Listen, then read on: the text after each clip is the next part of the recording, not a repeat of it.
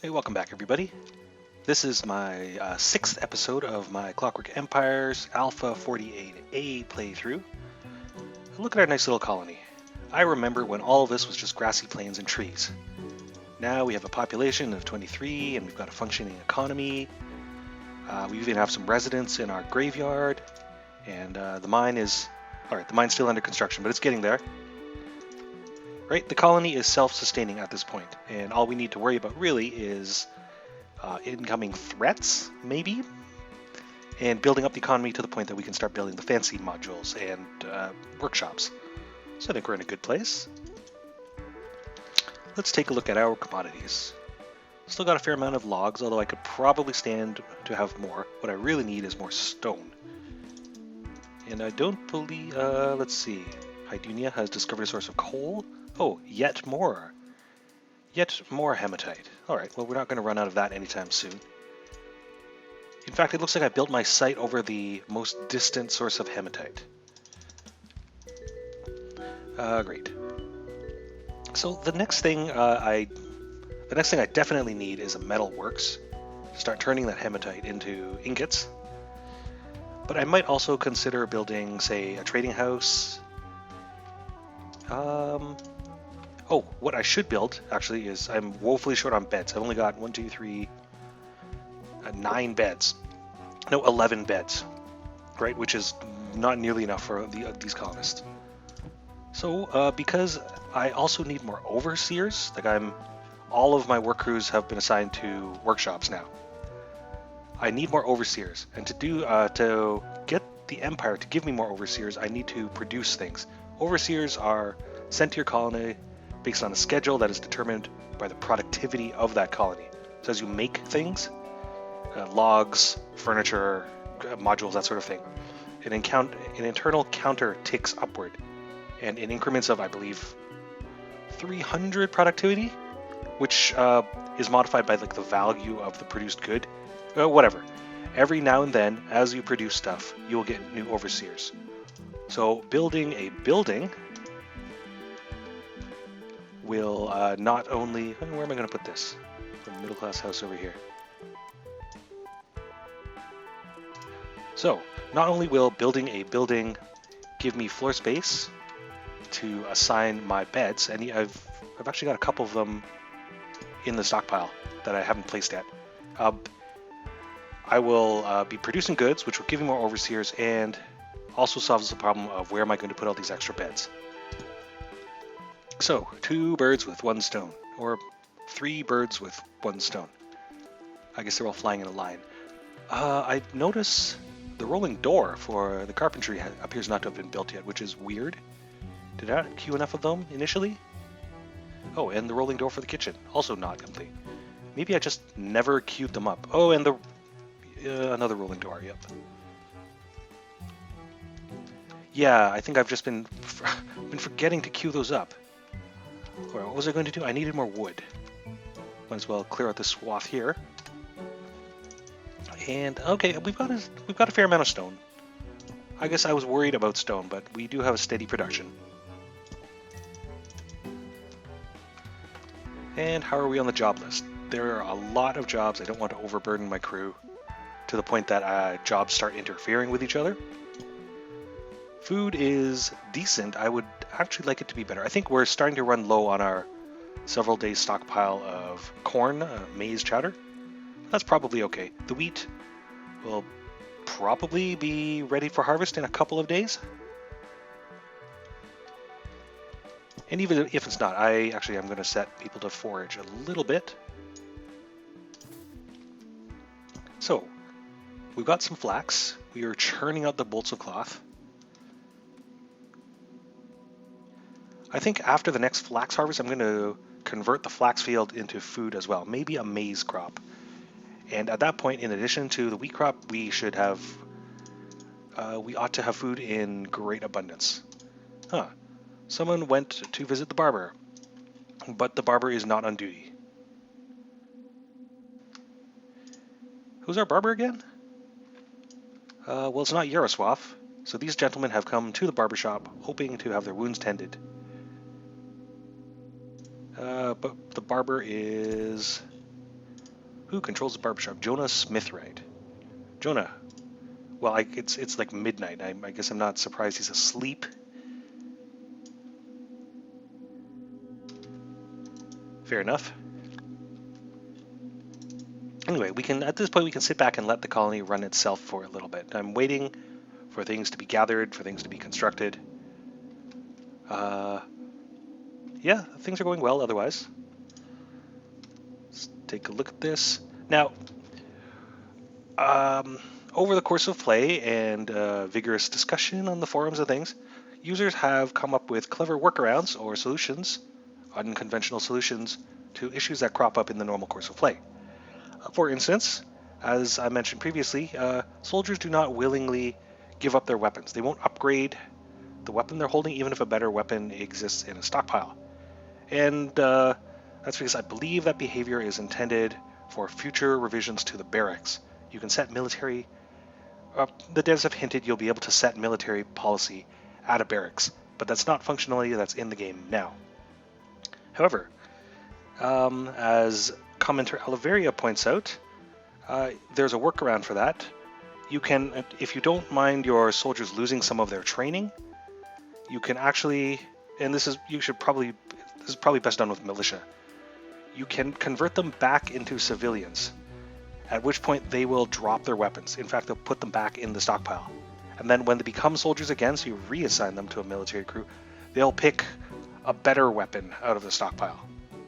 So if it's really important to you that all your soldiers swap out their pistols for their Jezzail rifles and things, that's one way to do it. I mean, it's not the best way, but they'll lose a little bit of training, but they'll gain better firearms. So a bit of a trade-off there. Yeah, another thing that came up is how to make your colony happy. And there are several paths, but not all paths are as efficient as others. For instance, your kitchen has the ability to produce high-quality foods, and they will be more satisfying for the middle and upper classes, respectively. This bushel of sausages, for instance. It's more than colonists care about eating, lower-class workers, but your overseers, your middle-class colonists, will prefer to eat sausages. But in terms of resources, and also the various stews. But in terms of resources, they cost double the amount basic food does. And so that, if you've got a lot of them, it puts an increasing strain on your food production facilities. However, it's kind of important to keep them happy. A more efficient way to keep them happy, of course, is to put lots of windows and decorations in their buildings. The reason for that being, if we'll look at this bunkhouse here, for instance, the quality is comfortable. I've got more windows in here, so the windows add more to the quality than the beds take away. And everyone who sleeps in a comfortable or better building will have their mood adjusted upwards appropriately. So a nice passive way to give everyone a happiness boost is to jam windows everywhere, and cuckoo clocks and wall shrines and things. They don't require ongoing regular production like you would if you're trying to make sausages regularly, for instance. And the windows are super cheap. They're only 1 plank each. So when you look at resource costs, in the long run, it's much more efficient to make it's much more resource efficient to build lots of windows rather than to have nice food. Although it would be nice to have all of them, for instance. It comes down to playstyle. I mean, how would you prefer to play? Okay, so I have built a middle class house. It's functionally identical to the lower class house, I believe. It's just got nice blue walls, and it contains modules. So I've got 2 practical single beds in stock, so I'm going to place you here and here. And then I could build some of the fancy upper class beds, which require gold ingots, but I don't have a metalsmith to turn these into, turn my raw gold here into ingots. So I'm going to queue up some more basic cots as well.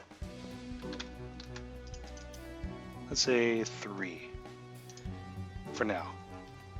And when those get built, I'll also put those in the building. Now it's time to put windows on everything. Because windows are super cheap.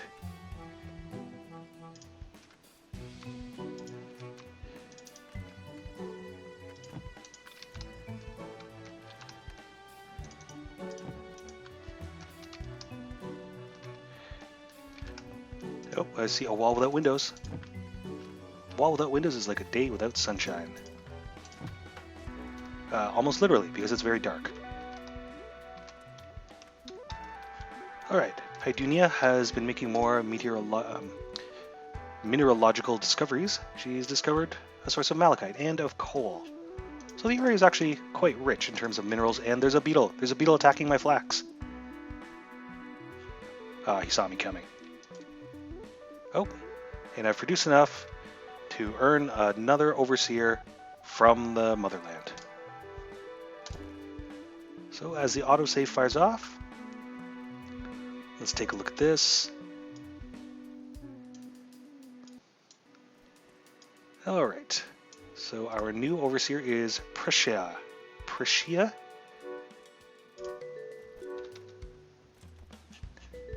How are we doing for jobs? Not too bad. That reminds me though, I haven't built an airship mast quite yet. I guess I'll put it here.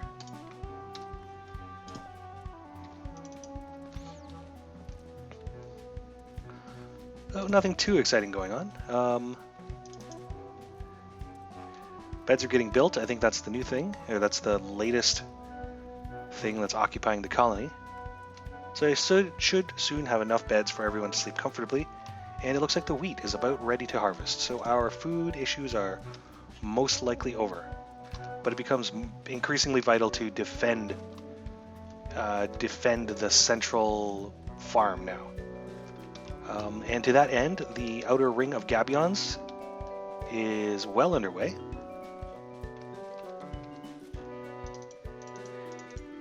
Things are going so well, I think I might do a little bit of exploring. I haven't seen any bandits. I mean, well, I haven't seen any bandits lately. I mean, we had a lot of them at one point. Alright, Chitomi, I want you to take your squad and check out this dark corner. I wonder where the coast is. Oh, and more immigrants. Immigrants also arrive on a schedule that is determined by the productivity of your colony. I believe the next time I need extra space for bedding, I might actually build another barracks. That will allow me to start up a second military squad.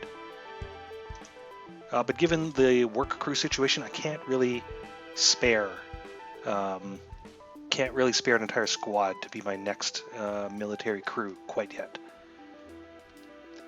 Ida Mustard, first on the scene. Why have you drawn your pistol? Oh, Fishman. Get him, Ida. And in fact, the entire crew. So the entire crew, as you can see, are in fancy red coats, which means they're pretty good as soldiers, and they've had enough time to train.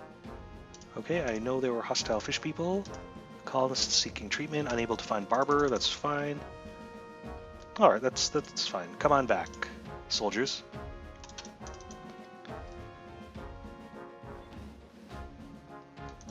Recess. Recess Brightsmith has learned to be better at carpentry. Let's take a look at her carpentry skill. Carpentry, jolly good. Oh wow, she's very good at carpentry. Her mood is excellent. So here we can see she's very happy because I paid a lot of attention and put nice decorative modules in the carpentry. Working there, she forgot her daily woes, so it's not making her actively happy, but it's offsetting her sadness.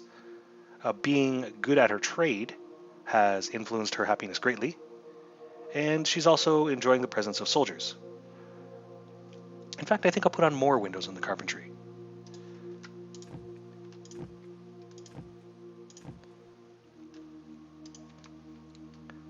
I might as well put them on this wall since I'm unlikely to need the interior space for a module.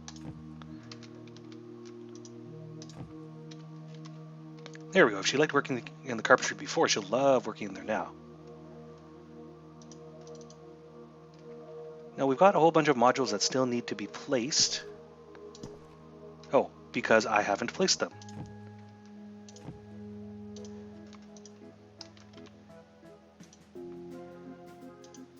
One,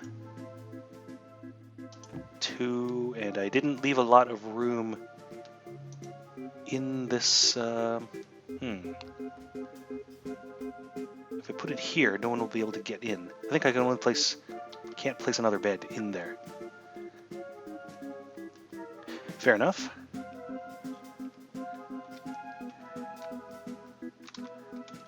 That building looks like it needs some more windows. Windows galore.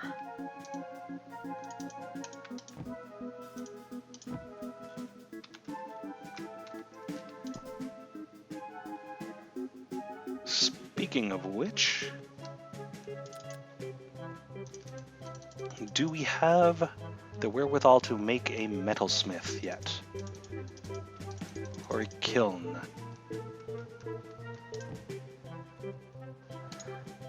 Well, I suppose I can start on the metalworks at any rate.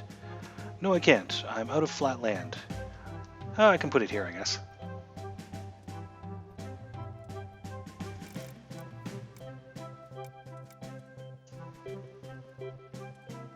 Yeah, that'll do for now.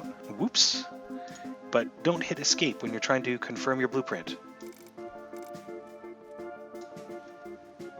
Done. There we go. Now, this building requires a rolling door, which I will remember to queue up here at the carpentry this time. What else? It's certainly going to need a charcoal kiln, at least one, and I'm going to say 2 smelting crucibles, a workbench that can go here, and eventually I would like a spinning forge, which is actually built in a metalworks. But I won't be able to do that until I have more ingots. So with that done, I'm going to put on some windows.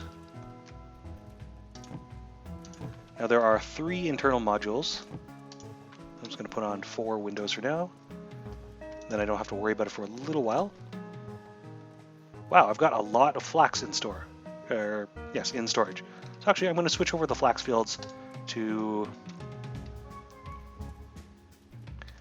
I'm a little reluctant. I'm waiting for them to harvest this flax because as of the last couple of revisions, when you switch the crop that a farm is growing, it will wipe the plot.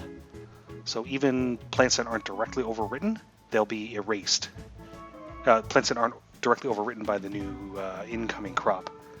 I'll just wait for you to harvest this one last plant.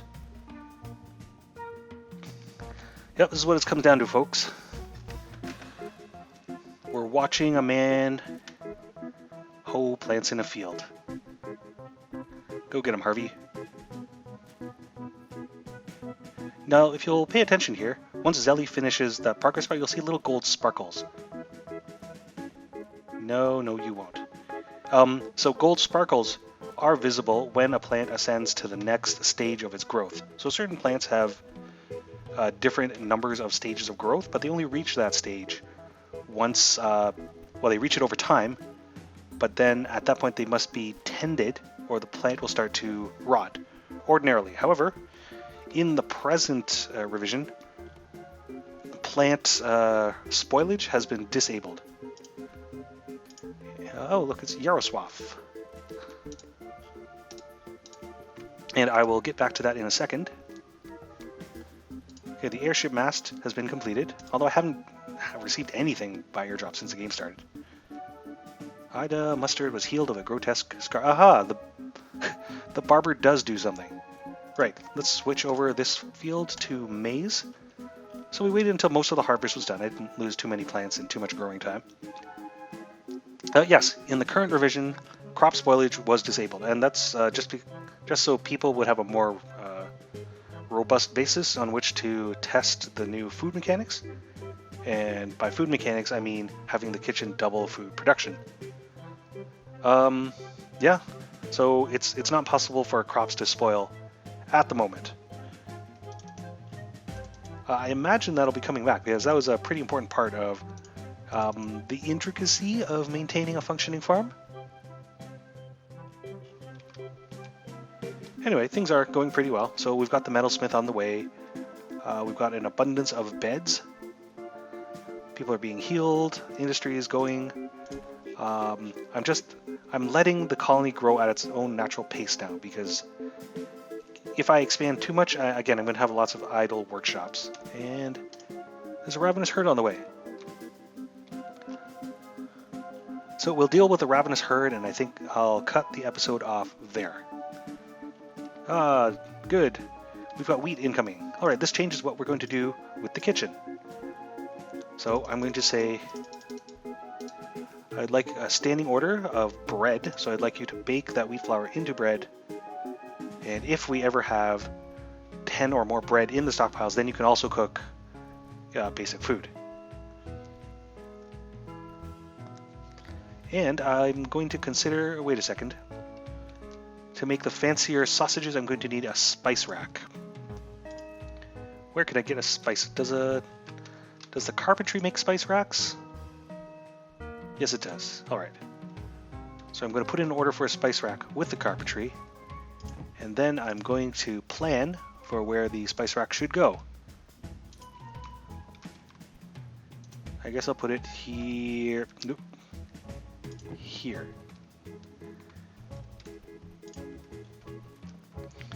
And that's the autosave again. So all in all, not too eventful a couple of days at the colony.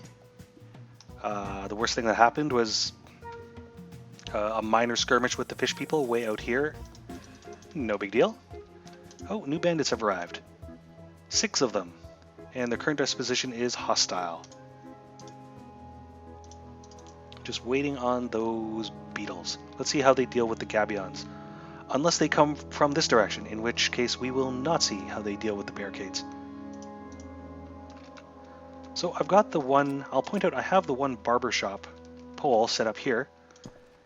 But I do have another one in the stockpile. Oh, they got through. They got through the gaps of the unfinished gabions. That's fine. Oh dear. Worst possible place. I was hoping they would attack the flax fields, but in fact they're attacking the precious wheat fields. Oh, that's a lot of beetles. It's not just that the big beetles will eat your wheat, right? When you kill them, they spit out like 8 to 12 of these tiny beetles, and those can do a lot of damage to your crops, even with all your colonists frantically stamping them out. Hopefully we didn't lose too much growth. Although it seems they primarily ate the ones that were just about ready for harvest. I think we'll do fine. Even in that short, our first wheat harvest netted us 17 wheat flour. Although our cooked food stockpiles are very low now. I'm sure it'll be fine. People can eat raw food if they must. But in the coming day, when the sun rises again, the kitchens will be going full blast. So this is where we'll leave it for this time. I think the colony's in good shape, right? So this has been my playthrough. This was episode 6 of Clockwork Empires in its current revision. That's Alpha 48A. My name is Alfred. I hope you've been enjoying this. I'll see you next episode. Thanks for watching.